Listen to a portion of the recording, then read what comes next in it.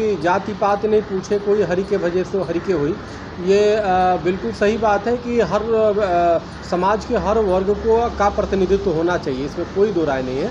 क्योंकि भगवान श्री राम जिसके मंदिर के पक्ष में निर्णय आया है रामलला के, वो स्वयं भगवान श्री राम ने सबको लेकर के चलने का काम किया पूरे जीवन पर्यंत। और यहाँ तक कि ऋक्ष, बंदर, भालू और गिलहरी को लेकर के सेतु बनाया और लंका पे विजय प्राप्त किया।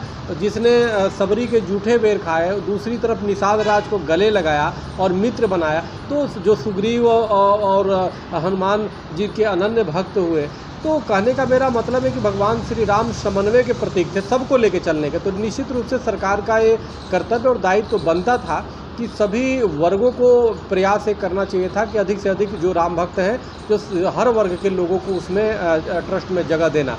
लेकिन दीनानाथ जी, जो आपने बातें कही है ट्रस्ट में, उसमें काफ़ी विसंगतियाँ हैं।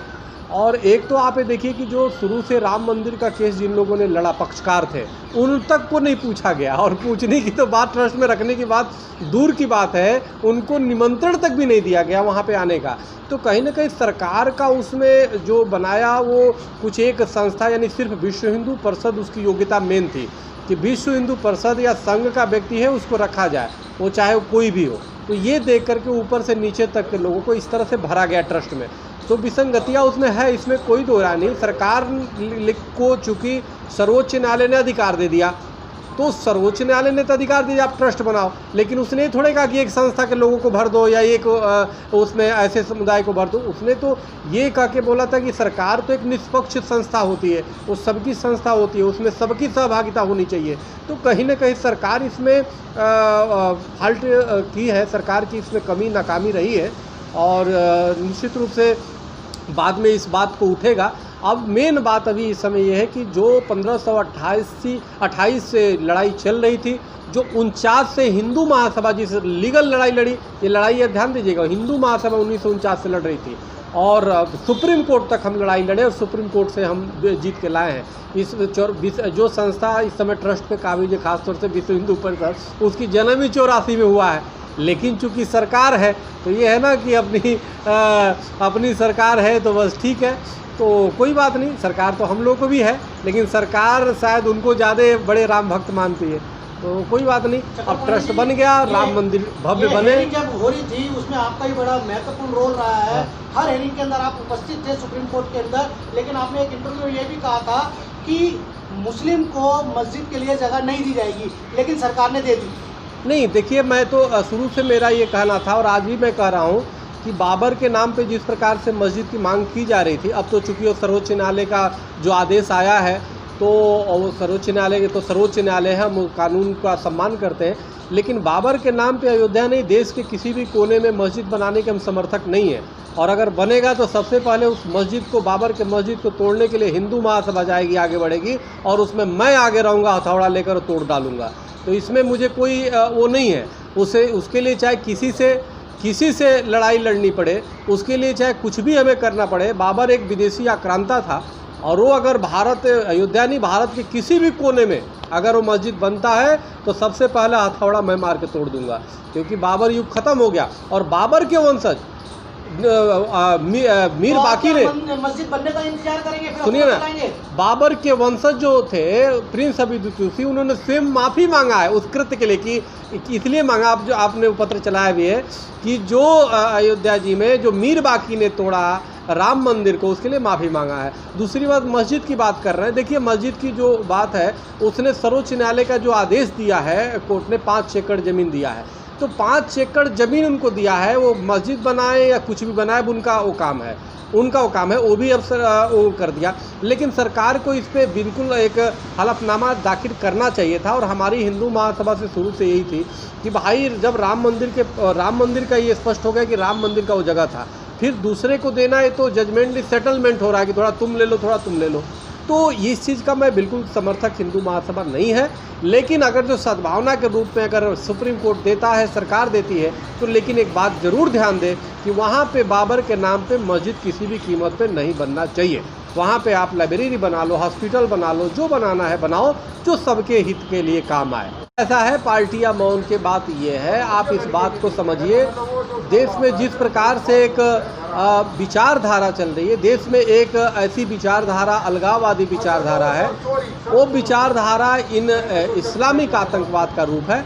और मैं आपको बताना चाहता हूँ, अभी जो आपने देखा कि आमिर खान अभी गए हैं तुर्की, और तुर्की में वहाँ पे राष्ट्रपति उनकी धर्मपत्नी से मिल रहे हैं, और वो है तुर्की का वो राष्ट्रपति जिन्होंने धारा 370 के खिलाफ बयान दिया था, जिन्होंने पाकिस्तान का समर्थन करता है, जो भारत विरोधी बयान देने का काम करता है, और वो आमिर खान जाके उनसे मिलने में गर्व महसूस कर रहे हैं। जब इजराइल हमारा मित्र देश है भारत का, वो जब उसके प्रधानमंत्री भारत आए 2018 में, उस समय आमिर खान और तीनों जो खान हैं, सलमान खान और आमिर खान, सलमान खान और शाहरुख खान, 3 खान है, वो 3 जो 3 इडियट है, 3 इडियट तीनों जो है उस कार्यक्रम में नहीं गए, और सभी बॉलीवुड के लोग उपस्थित रहे।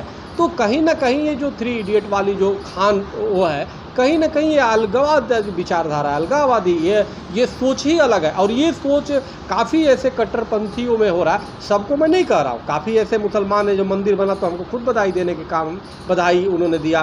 काफ़ी ऐसे मुस्लिम हैं जो गौरक्षा का काम करते हैं, राम मंदिर के लिए, जो देश की तिरंगा के साथ है। लेकिन कई ऐसे लोग हैं कि अंदर अंदर एक योजना बना रहे, वो तिरंगा के खिलाफ है, वो देश के खिलाफ है, वो देश के संप्रभुता के खिलाफ है। उन्हीं लोगों ने बेंगलोर में इस तरह के कृत्य किया, उन्हीं लोगों ने बेंगलोर में एक साजिशन देश की व्यवस्था को, देश की संविधान को चैलेंज करने का एक कार्य किया है।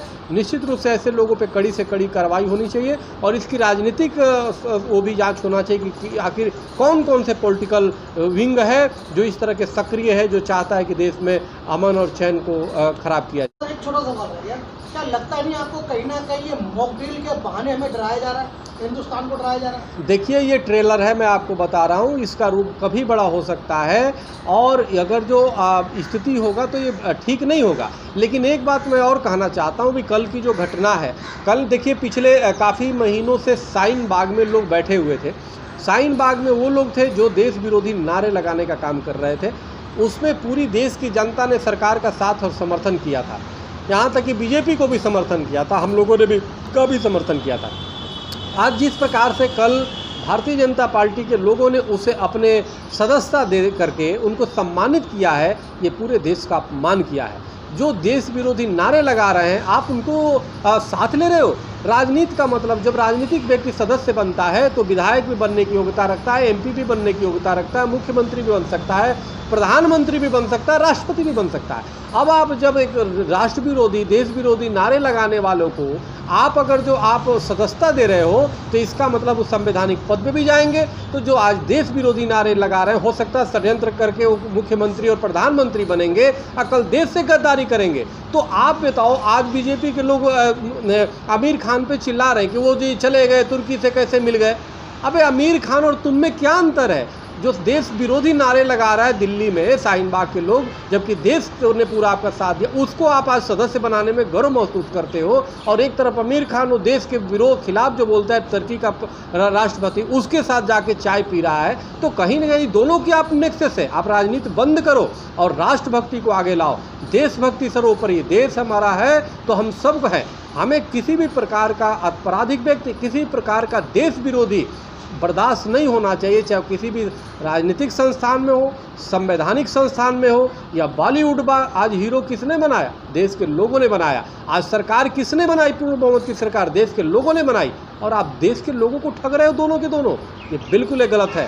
तो अभी भी समय है, इनको हम कहना चाहते हैं हिंदू महासभा के माध्यम से कि दोनों को और हर व्यक्ति को, राष्ट्र विरोधियों को किसी भी तरह से प्रेशर नहीं मिलना चाहिए। चाहे बेंगलोर की घटना हो और चाहे शाहीन बाग की ये घटना हो सदस्यता दिलाने वाली, ये निंदनीय है। चाहे आमिर खान की मिलने वाली बात हो देश विरोधी से, वो अति निंदनीय है। इन सब ध्यान पूरा देश देख रहा है और इस सब का बहिष्कार होना चाहिए।